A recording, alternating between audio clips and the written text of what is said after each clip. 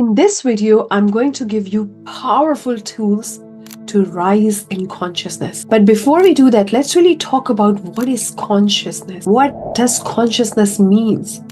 Consciousness means what you accept to be true about yourself now.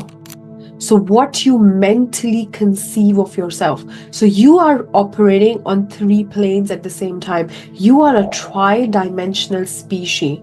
The first plane is a spiritual plane. You're a spiritual being having human experience. You have unlimited potential. You are created in the image of God or universe. You are everywhere. Spirit is present in all places at all times. And you're never gonna die. You're always here and always be here. And then you have a mental plane.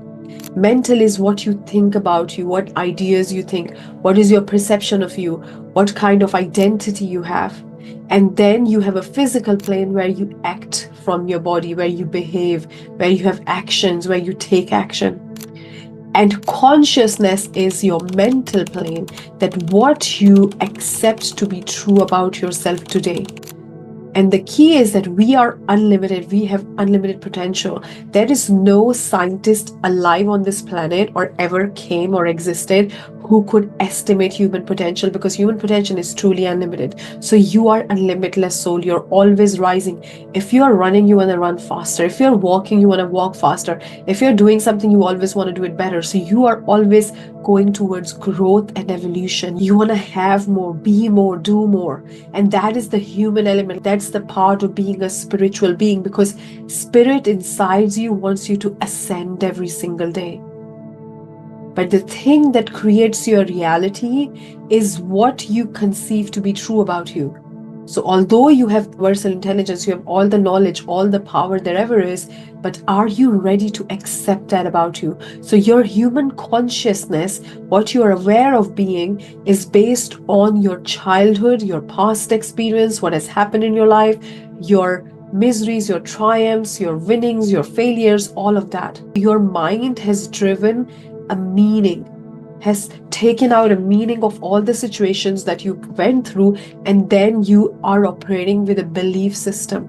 And that belief system becomes a part of how you operate, how you think, how you feel, how you act, and that becomes your consciousness.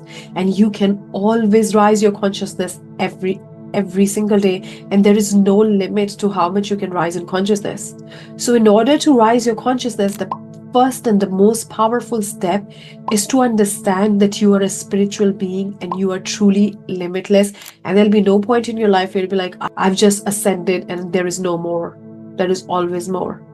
The second thing is to understand, how do you really see you? What is your current consciousness? You cannot change something that you don't know what it is. So it's about understanding, what is my current consciousness?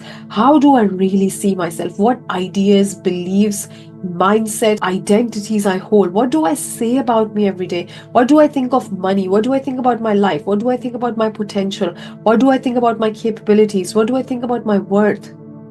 All those things are your current consciousness, and you start to extract them, become aware of it. Once you become aware, you start to see that, you know what, this doesn't serve me. This is not the best of me. This is not taking me where I want to be. And sometimes you can even use the frame. So if you have a desire to manifest something, you can say, what would that version of me think?